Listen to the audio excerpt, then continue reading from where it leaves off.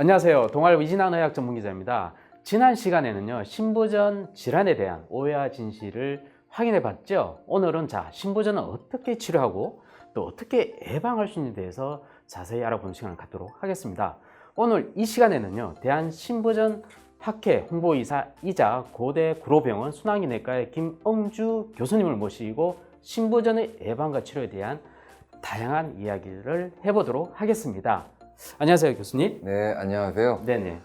순환기내과 전문의 김응주 교수입니다. 신부전은 지난 1편에서 아마 들으셨겠지만 굉장히 네. 사망률이 높고 위중한 질환이죠. 맞습니다. 하지만 예방과 치료법이 없는 건 아니거든요. 네. 오늘은 아마 예방과 치료법에 대한 오해와 진실을 좀 풀어보겠습니다.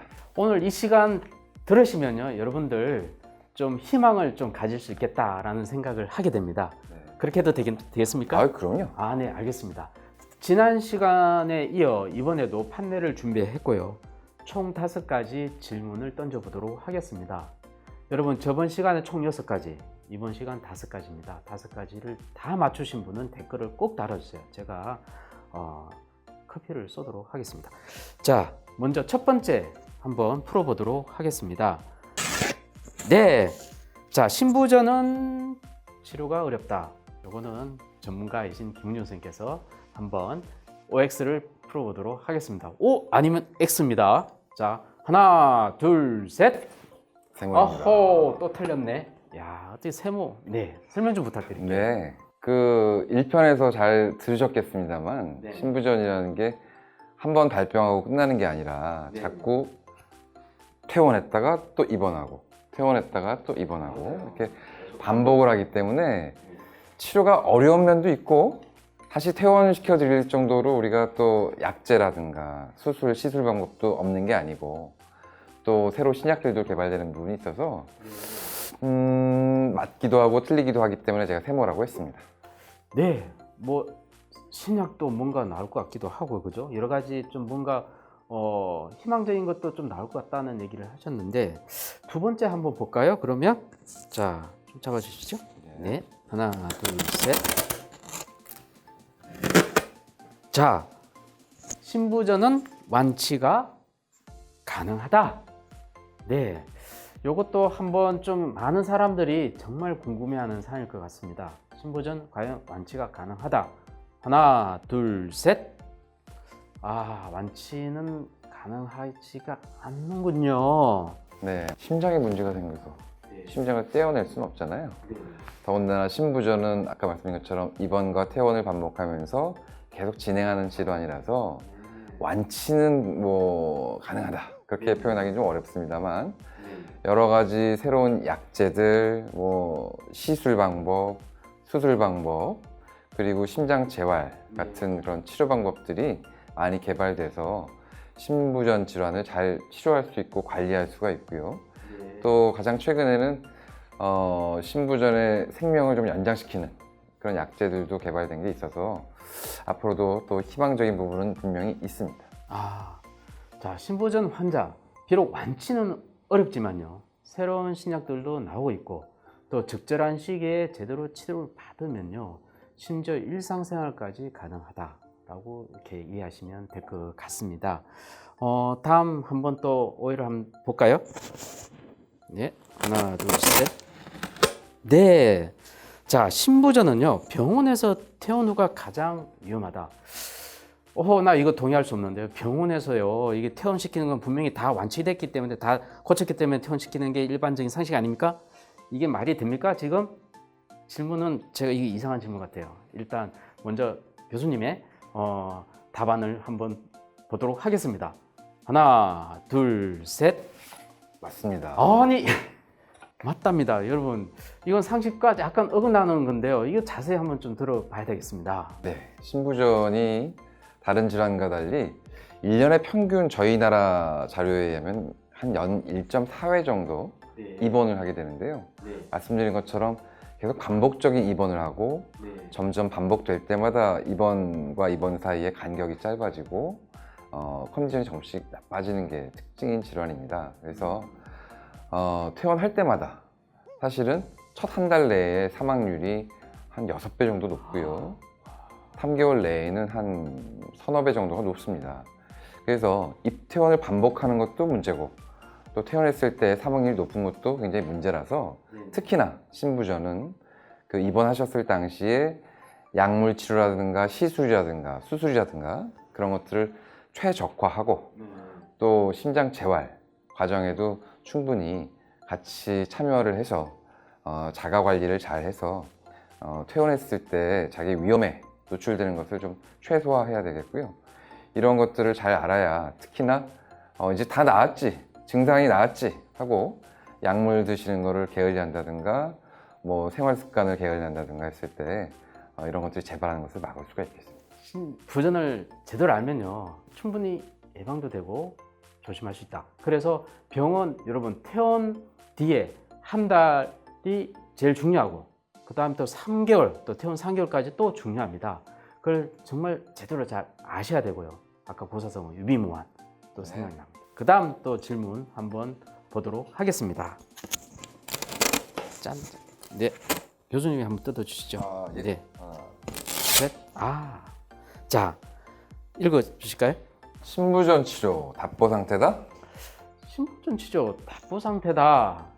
아까 뭐 좀 뭔가 간단히 뭔가 치료제 얘기는 하셨어요. 근데 답보 상태 이 교수님이 좀 명확하게 좀 얘기를 해주셔야 될 것 같습니다. 이번엔 제가 뜯었으니까 우리 이진환 기자님이 한번 골라보시죠. 답보 상태다. 네.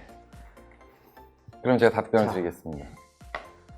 하나 둘 셋 해주시죠. 하나, 둘, 셋. 짠. 세모를 드셨습니다. 정답을 모르면요 무조건 세모가 제일 좋아요. 네. 그럼 제가 네. 답변은 여기 다행히 안 떨어진 X입니다. 이런. 사실은 지난 20여 년 동안 신부전 치료 관련해서는 약제가 좋은 약제가 여러 시도는 있었는데 실제 사망률을 낮춘 약제는 개발되지가 않았었습니다. 근데 최근 몇 년 사이에 기존 치료약 대비 약 20% 정도 사망률을 낮추는 약제가 개발이 되어서 굉장히 희망적이고요. 또 그 약제뿐만 아니라 다른 물론 더 새로운 당뇨 약제 중에서도 신부전 관련한 좋은 결과를 보여주는 약제들이 있고 또 심장 이식 수술이라든가 뭐 관상동맥 수술, 판막 수술 뿐만 아니라 그런 것들을 과거에는 전신 마취하고 이렇게 수술 심장을 열고 하던 것들을 요즘은 경피적으로 하는 시술 방법도 개발돼 있고 또 인공심장 기술도 많이 진행이 되고 발전이 돼서 요즘은 굉장히 사이즈도 작아지고 여러 가지 희망적인 부분이 있습니다. 또 하나는 강조하고 싶은 게 이제 심장 재활. 어떻게 심장을 잘 재활시키는가, 잘 운동하는가, 잘 관리하는가에 대해서도 여러 가지 임상 연구에서 좋은 증거들이 나와서 그런 쪽도 관리 측면에서 잘 강조하고 잘 유지를 하면 치료가 좋아지는 면이 있어서 답보 상태다라고 하는 데는 동의하기 어렵습니다. 알겠습니다. 정말 관리를 잘 하셔가 여러분 오래 사셔야 돼요. 왜냐하면 오래 살수록 암 환자들도 면역 치료 뭐 이렇게 좋은 신약들 나오지 않습니까? 이 신부전 쪽도 이런 좋은 약, 그다음에 시술법, 수술법, 심지어 인공심장까지 지금 쏙쏙 나오고 있습니다. 계속 기대하셔도 될 것 같고요. 자, 그렇다면 이것만 안다고 해서 치료법만 안다고 해결되는 거 아니지 않습니까? 평소에 우리 생활 습관 이런 것들도 굉장히 중요할 것 같은데 그에 대해서 제가 한번 뽑아봤습니다. 한번 뽑아 주실까요? 제가 뜰까요? 뜯어 주세요. 네. 제가 읽겠습니다. 좀 제대로 좀 뜯어 주세요. 네, 뜯었습니다. 자, 신부전 환자는요 물을 많이 마시는 것이 좋다. 저도 건강을 위해서 물을 많이 마시는 편입니다. 보겠습니다. OX 하나, 둘, 셋. X입니다. 아니 X입니까? 일반적으로 물 많이 마시는 건 뭐 좋다고들 많이 알려져 있고 근데 이제 안 좋은 경우가 신부전 환자들이 마시는 물을 많이 드시는 것도 좋지는 않습니다. 1편을 잘 듣고 공부하셨다면 맞출 수 있었을 텐데 뭐냐면 신부전이라는 것 자체가 심장이라는 펌프가 우리 몸에 도는 수분, 혈액들을 잘 펌프 내보내고 안으로 받고 하는 그런 펌프 기능이 약해지고 좀 온전하지 않은 상태이기 때문에 혈액을 잘 처리 못할 때 전신도 붓고 또 폐 쪽으로도 물이 흘러 넘쳐서 많이 숨차고 그럴 수 있기 때문에 어느 정도 이상으로 물을 많이 마시는 거는 증상을 악화시킬 수가 있어서 적절한 양 정도, 예를 들면 일반적으로 한 1.5에서 2리터 정도 하루에 마시는 게 적절한 것 같고요. 그 정도면 할만한데요? 네. 네. 근데 막상 드셔보시면 네네. 그거보다 적잖이 평소에 드시는 경우가 많고요. 네. 또 하나는 우리 식습관이 짜게 먹는 걸 좀 좋아하고 또 연세 높으신 분들한테 신부전이 많이 오는데 연세 높으실수록 입맛이 떨어지고 하니까 이제 좀 더 짜게 그렇게 드시는 경우가 많아서 짜게 먹는 만큼 우리가 또 물이 당기기도 하고요. 네. 또 하나 그럼 말씀드리고 덜 짜게 먹어라는 말씀이신가요? 네, 맞습니다. 짜게 먹고 그런 나트륨제가 많이 들어가면 아무래도 그걸 중화시키려고 물을 많이 마시게 되는 경향이 있고요. 또 하나 첨부해서 말씀드리고 싶은 거는 소염 진통제. 연세가 높으신 분들께서는 허리, 다리, 무릎, 어깨, 손목, 발목 아프신 것 때문에 그런 소염 진통제를 드시는 경우가 많은데 그런데도 사실은 그런 나트륨 성분들이 좀 들어있고요. 그런 걸 드시는 경우에 수분을 많이 섭취하시게 되는 경우가 있어서 그런 것도 이미 신부전이 있는 걸 알고 계신 분이라면 그런 약을 처방받을 때도 난 신부전이 있습니다라고 꼭 선생님께 미리 말씀드리는 게 좋을 것 같습니다. 선생님, 운동도 좀 얘기를 해주시면. 예, 맞습니다. 네. 심장이 안 좋으니까 뭐 활발하게 움직이거나 활동하다가 보면 잘못하면 심장마비 오는 거 아니야?